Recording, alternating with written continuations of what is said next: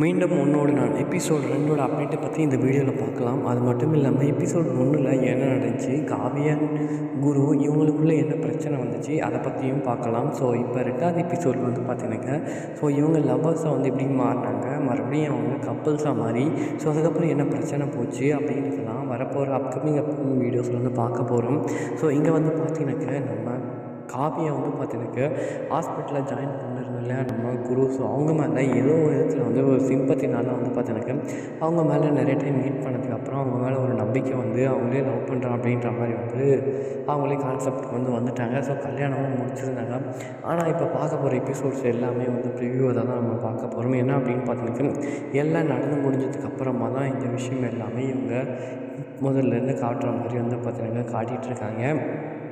இப்போ நம்ம கையிலுக்கும் அதாவது நம்ம காவியாவுக்கும் குருக்கும் பார்த்தீங்கன்னாக்கா எதனால் பிரிஞ்சாங்க அப்படின்னு பார்த்தீங்கன்னாக்கா ஃபஸ்ட்டில் பார்த்தீங்கன்னாக்கா நம்ம குருக்கு லவர் இருந்தாங்க, இங்கே காவியாவுக்கும் ஒரு லவர் இருந்தாங்க. அவங்களுக்குள்ளான அந்த மிஸ் அண்டர்ஸ்டாண்டிங் அவங்களுக்கு உண்டான இதில் பார்த்தீங்கன்னாக்கா புரிதல் இல்லாதனால எல்லாத்தையும் நம்ம பிரேக்கப் பண்ணிக்கலாம், புரிஞ்சிடலாம் அப்படின்னு சொல்லிட்டு 2 பேரும் ஒரு மட்டும் எல்லாமே பார்த்தீங்கன்னா 2 பேருக்கும் ஒரே நாளில் இந்த ஒரு பிரச்சனை நடந்துச்சு. அவங்க எல்லாருமே பார்த்தீங்கன்னாக்கா பிரிஞ்சு போயிட்டாங்க. அந்த சமயத்தில் தான் நம்ம குருவையும் மீட் பண்ணாங்க. ஆக்சுவலாக குருவோட பேர் கூட பார்த்தீங்கன்னாக்கா ஹாஸ்பிட்டலில் கூட்டிகிட்டு போய் சேர்த்து அதுக்கப்புறம் கூட தெரியாமல் இருந்துச்சு. மீட் பண்ணணுன்னா கண்டிப்பாக அந்த கஃபே ஷாப் மறுபடியும் பேசினா தான் மட்டுமே பார்த்தீங்கன்னாக்கா அவங்களுக்கு தெரியும் நினைக்கிறேன். ஏன்னா ஃபேஸ் கூட அந்தளவுக்கு ஞாபகம் இருக்காதுன்னு நினைக்கிறேன் காவியாவுக்கு. ஏன்னா குருக்கு அந்த பொண்ணு தெரியும், ஆனால் அந்த காவியா அவங்கள அந்தளவுக்கு பார்த்துருக்காங்களா, அந்த ஒரு ஞாபகம் இருக்கா இல்லையான்னு கூட சுத்தமாக அவங்களுக்கு ஞாபகமே இல்லை. இவங்க ஹாஸ்பிட்டலேருந்து பேசும்போது தான் பார்த்தீங்கன்னாக்கா எல்லாம் பேசுனாங்க. கடைசியில் அவங்களோட பேரை கேட்கும்போது தான் பார்த்தீங்கன்னாக்கா ஒன்றுமே தெரியாத அளவுக்கு பார்த்தீங்கன்னாக்கா சிக்னல் கிடைக்காம அவங்களால பேச முடியாமல் கால் டிஸ்கனெக்ட் ஆகிடுச்சு. அதுக்கப்புறமா பார்த்தீங்கன்னாக்கா ஒரு லாயர் இவங்க 2 பேருக்குமா நம்ம டிவோர்ஸ் அப்ளை பண்ணி கொடுத்து அது சக்ஸஸ்ஃபுல்லாக. அதுவும் அந்த லாயர் ரொம்ப நல்லவங்க போல். நான் ஒரு இது கரெக்டான ஒரு விஷயமா இருந்தாலும் அந்த கேஸ் எடுத்து நான் நடத்துவேன், இல்லைன்னா நான் அந்த கேஸே எடுக்க மாட்டேன் அப்படின்னு இருக்கிறவங்க. ஏன்னா நான் ரொம்ப நியாயஸ்தீனம் அப்படின்னு நினைக்கிறேன். எந்த ஒரு பொண்ணுக்குமே எந்த ஒரு கழகமே நடந்துடக்கூடாது அப்படின்னு நினைக்கிறவங்க இந்த லாயர் சொல்லணும். இந்த லாயர் இருக்கிற வரைக்கும் கண்டிப்பாக பார்த்தீங்கன்னா நம்ம குரு எந்த அளவுக்கு ஜென்யூனாக இருந்தாங்க, அப்போ நம்ம இந்த கேஸ் எடுத்து ரொம்பவே பெரிய தப்பு அப்படின்னு அவங்களே புரிஞ்சுப்பாங்கன்னு நினைக்கிறேன். அதனால் கையிலையும் இங்கே காவியாவையும் குருவையும் சேர்த்து வைக்கிறதுக்கு தான் அந்த லாயருமே ட்ரை பண்ணுவாங்கன்னு நினைக்கிறேன். கடைசியில் என்ன நடந்துச்சு அப்படின்னு எல்லா விஷயம் தெரிஞ்சதுக்கப்புறமா பேசுவாங்கன்னு நான் நினைக்கிறேன். இப்போ பார்த்தீங்கன்னா இவங்க போயிட்டு டிவோர்ஸ் அப்ளை பண்ணி இப்போ 2 பேருமே உட்காந்துட்ருக்காங்க. இதில் பார்த்தீங்கன்னாக்கா கோர்ட்டில் என்ன சொல்ல போகிறாங்க, ஏன் இவங்களை பிடிக்கல, இவங்க 2 பேருமே லவ் பண்ணி தான் கல்யாணம் பண்ணிக்கிட்டாங்க. ஆல்ரெடியே இருந்த அந்த லவ்வால் மறுபடியும் புது லவ்வை உருவாக்கி அதில் பார்த்தீங்கன்னாக்கா இப்போ இவங்க 2 பேருமே சூப்பராக இருந்தாங்க. ஆனால் சில காரணத்தினால பார்த்தீங்கன்னாக்கா இவங்க பிரிஞ்சுட்டாங்க. என்ன அப்படின்னு பார்த்தீங்கன்னாக்கா நம்ம குருவால் ஆல்ரெடி கஃபே வேறு ஸ்டார்ட் பண்ணுறோம் அப்படின்னு சொல்கிறாரு. அவருக்கு நிறைய ஃபினான்ஷியல் பிரச்சனை, அது மட்டும் இல்லாமல் ஃபேமிலியோட அவர் சரியாக ஸ்பெண்ட் பண்ண முடியல. அந்த ஒரு காரணத்துக்காகவே பார்த்தீங்கன்னாக்கா காவியாவுக்கு நிறையவே டவுட்ஸ் எல்லாமே தான் பார்த்தீங்கன்னாக்கா இவங்க 2 பேருமே பிரிஞ்சிருக்காங்க. அது மட்டும் இல்லாமல் இவங்க மீட்டப்லேயுமே பார்த்தீங்கன்னாக்கா கொஞ்சம் பார்த்தீங்கன்னாக்கா பிரச்சனைகள் நிறைய வந்துச்சு. கல்யாணத்துக்கு அப்புறம் பார்த்தீங்கன்னா பிரச்சனைகள் நிறையவே வந்துச்சு. அது எல்லாமே கொஞ்ச நாள் நம்ம குரு முடிஞ்ச அளவுக்கு சொல்லி சமாளிச்சுட்டு இருந்தார். ஆனால் காவியா எல்லாத்துக்கும் பார்த்தீங்கன்னாக்கா முரண்பாடாக அவங்க எடுக்கிறது தான் முடிவு அப்படின்ற மாதிரி அவங்களே பார்த்தீங்கன்னாக்கா எல்லாமே முடிச்சு விட்டாங்க. ஏன்னா இடையில அவங்களுமே பார்த்தீங்கன்னாக்கா அவங்களோட ஃப்ரெண்டு சொல்லி தான் அவங்களுக்கே தெரிஞ்சு இந்த பையன் இப்படி சரியில்லை அப்படின்ட்டு. பார்த்தீங்கன்னாக்கா இப்போயுமே பார்த்தீங்கன்னாக்கா அப்படி தான் போகுதுன்னு நினைக்கிறேன். அந்த ஃப்ரெண்டு சொல்லி தான் இவங்களுடைய லவ்வுமே மறுபடியும் பிரிச்சுக்கிட்டு போயிடுச்சு. கல்யாணத்துக்கு முன்னாடி கொஞ்ச நாள் வரையுமே நல்லா தான் போயிட்டுருந்தாங்க அவங்க லைஃப் ஃபுல்லாக எல்லாருமே.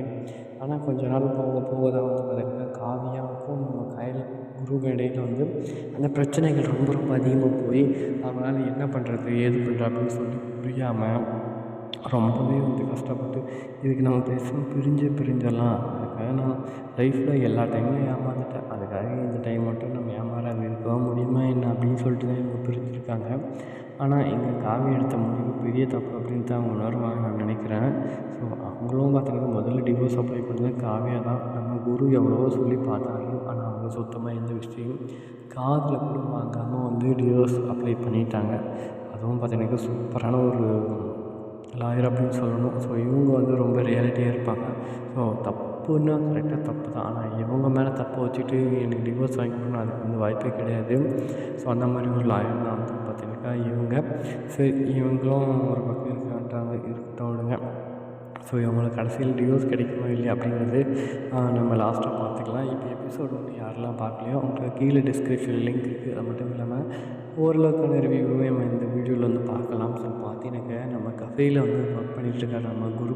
ஸோ அந்த சமயத்தில் வந்து பார்த்தீங்கன்னாக்கா ஒரு பொண்ணு என்ட்ரி அவங்க தான் வந்து காவியா.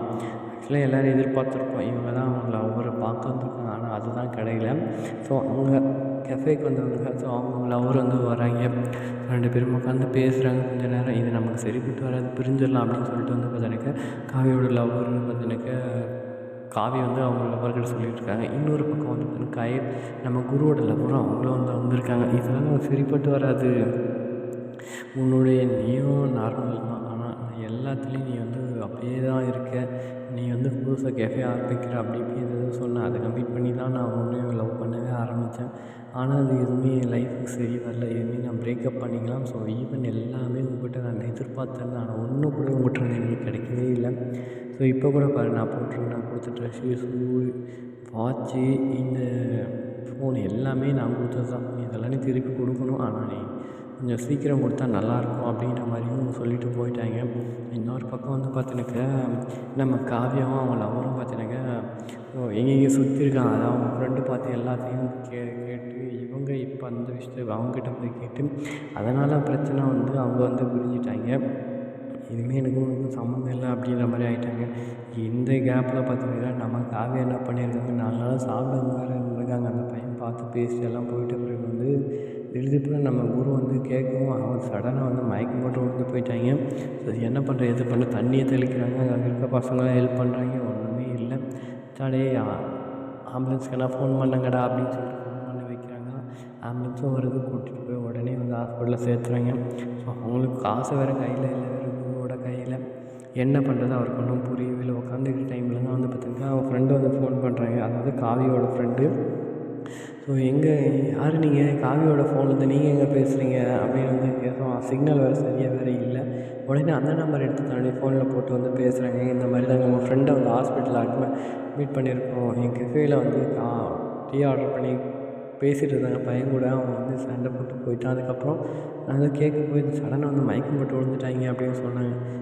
அதெல்லாம் இருக்கட்டும், உங்கள் கஃபேயில் ஏதாச்சும் பிரச்சனை இருந்துச்சுன்னா அவ்வளோதான், நான் ப்ளட் செக் பண்ணி என்ன ரிப்போர்ட் நான் தெரிஞ்சுக்கிட்டு அதுக்கப்புறம் உங்கள் கஃபேவை பார்த்துக்கிறேன் அப்படின்ற மாதிரி வந்து சொல்லி அவங்க பயமுடுத்தவும் செய்கிறாங்க.